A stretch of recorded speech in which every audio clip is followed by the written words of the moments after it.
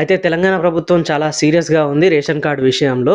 రాష్ట్రంలో మొత్తం రేషన్ కార్డుల సంఖ్య 91,83,000 రేషన్ కార్డులు ఉన్నాయన్నట్టు. వీటిల్లో దాదాపు కొత్తగా వచ్చిన వాటిల్లో 2,00,000 రేషన్ కార్డులకు గ్రీన్ సిగ్నల్ ఇచ్చింది మన తెలంగాణ ప్రభుత్వం. అయితే ఇందులో ముఖ్యమైన విషయం ఏందంటే గత 6 నెలల నుంచి ఎవరైతే రేషన్ ఒక్కసారి కూడా తీసుకోలేదో వాళ్ళ రేషన్ కార్డులు అనేది నిర్మోహమాటంగా రద్దు చేసి పడేస్తుంది.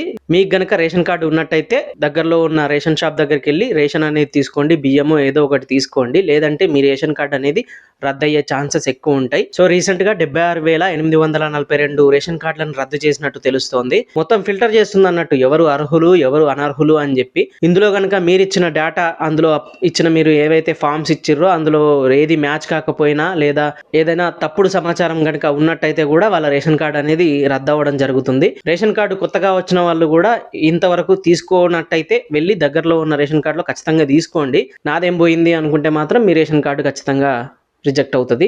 జాగ్రత్త మరి.